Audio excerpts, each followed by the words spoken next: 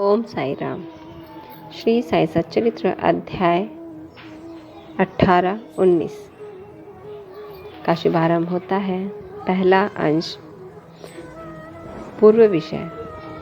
ब्रह्मज्ञान हेतु लालायित एक धनी व्यक्ति के साथ बाबा ने किस प्रकार व्यवहार किया, इसका वर्णन हेमाड़पंत ने गत 2 अध्यायों में किया है।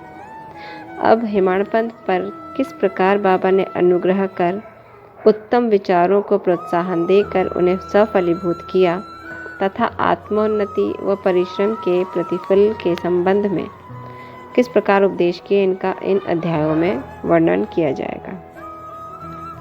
ये विदित ही है कि सद्गुरु पहले अपने शिष्य की योग्यता पर विशेष ध्यान देते हैं। उनके चित्त को किंचित मात्र भी डामाडोल न कर वे उपयुक्त उपदेश देकर उन्हें आत्मानुभूति की ओर प्रेरित करते हैं।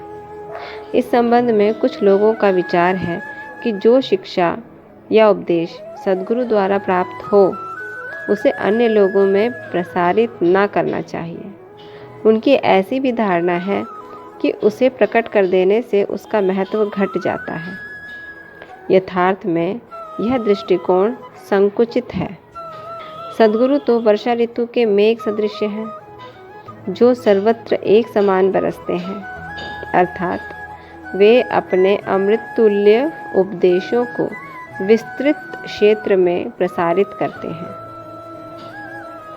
प्रथमतः उनके सारांश को ग्रहण कर आत्मसात कर लें और फिर संकीर्णता से रहित होकर अन्य लोगों में प्रचार करें।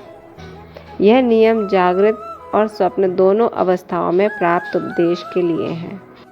उदाहरणार्थ, बुद्ध कौशिक ऋषि ने स्वप्न में प्राप्त प्रसिद्ध राम रक्षा स्तोत्र साधारण जनता के हितार्थ प्रकट कर दिया था। जिस प्रकार एक दयालु माता बालक के उपचारार्थ कड़वी औषधि का बलपूर्वक प्रयोग करती है, उसी प्रकार श्री साईं बाबा भी अपने भक्तों के कल्याणार्थ ही उपदेश दिया करते थे। वे अपनी पद्धति गुप्त न रखकर पूर्ण स्पष्टता को ही अधिक महत्व देते थे।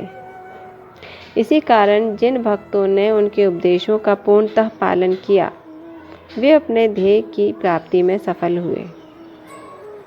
श्री साईं बाबा जैसे सद्गुरु ही ज्ञान चक्षुओं को खोलकर आत्मा की दिव्यता का अनुभव करा देने में समर्थ हैं।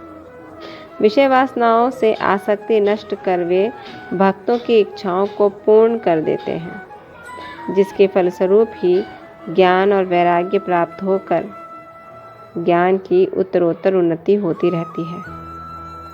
यह सब केवल उसी समय संभव है जब हमें सद्गुरु का सानिध्य प्राप्त हो तथा सेवा के पश्चात हम उनके प्रेम को प्राप्त कर सकें।